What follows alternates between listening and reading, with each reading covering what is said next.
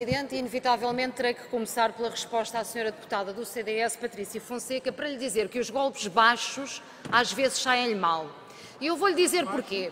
Ontem, na reunião do Grupo de Trabalho, como a senhora deputada provavelmente terá ouvido, foi justificado a ausência dos verdes. Estávamos a preparar esta interpelação, mas azar dos azares da senhora deputada.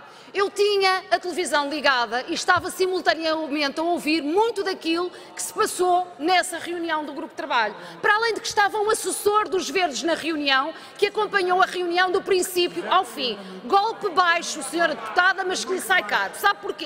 Porque eu ouvi com estes ouvidos o representante da Associação de Vigilantes da Natureza a dizer que às vezes nem são precisos grandes estudos científicos, mas o senso comum e quem está no terreno percebe exatamente qual é a diferença de algumas espécies e que na sua própria lareira, se lhe enfiasse um tronco de eucalipto ou um tronco de outra espécie, percebia claramente como a combustão dessa madeira era claramente diferente. E a senhora deputada também ouviu. E a senhora deputada também ouviu representantes das associações de ambiente dizer que o objetivo não é eliminar do planeta, como eu referi, o eucalipto, mas que a monocultura desta espécie de crescimento rápido é um erro absoluto e é um material que promove a dimensão dos incêndios florestais que nós temos na nossa floresta. A senhora deputada é que quer cegar e não quer atuar em relação àquilo que é fundamental. E não me admira, porque a senhora deputada que está sentada ao seu lado era então ministra e foi ela que promoveu aquela que ficou conhecida como a lei do eucalipto, que veio liberalizar a plantação de eucalipto. Portanto, senhora deputada, depois vir aqui dizer que o abandono do mundo rural resultou da falta de meios financeiros, senhora deputada, é muita lata, desculpa a expressão que tenho que utilizar, resultou de políticas completamente erradas da sua ideologia, sabe porquê? Porque quis andar a servir permanentemente os grandes grupos económicos e não atendeu aos interesses dos pequenos proprietários. Porque, senhora deputada, eu vou-lhe dizer uma coisa, quando a lógica da política agroflorestal se virar também como objetivo para criar rendimento aos pequenos produtores e não servir permanentemente os interesses dos grandes proprietários e das grandes celuloses, vai ver que os resultados são diferentes. E, portanto, senhora deputada, se quer falar de ideologia, nós podemos falar de ideologia, que essa questão bem nos separa. Por outro lado, eu não queria deixar, evidentemente, de responder aos outros senhores deputados.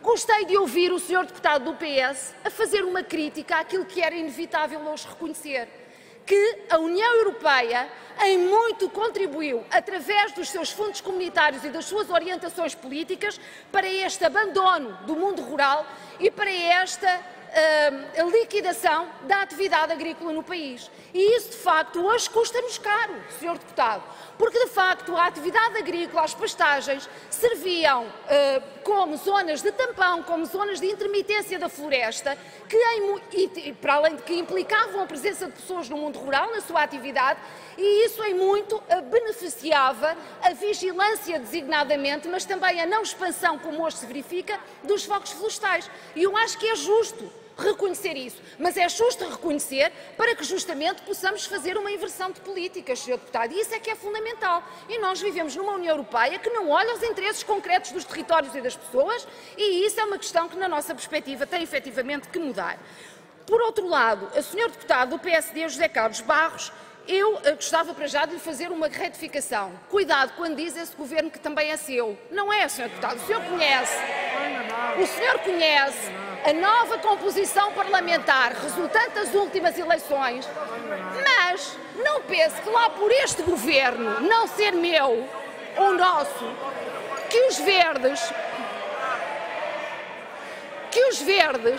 deixam de atuar em relação àquilo que é fundamental no país.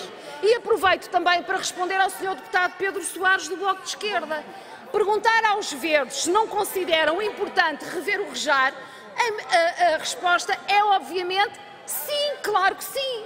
Então, se fomos nós, os verdes, que investimos junto do PS e do Governo para que essa revisão do REJAR se fizesse, É evidente que para nós isso é fundamental. Como fundamental tem sido também o conjunto de propostas que os Verdes têm apresentado nesta Casa relativamente à criação de maior dinâmica no mundo rural, como, por exemplo, incentivos fiscais às empresas que se instalam e promovem a sua atividade no interior do país, como, por exemplo, a promoção e revitalização e redinamização de linhas ferroviárias, como a linha do Leste e o Governo PSD e CDS tinha encerrado.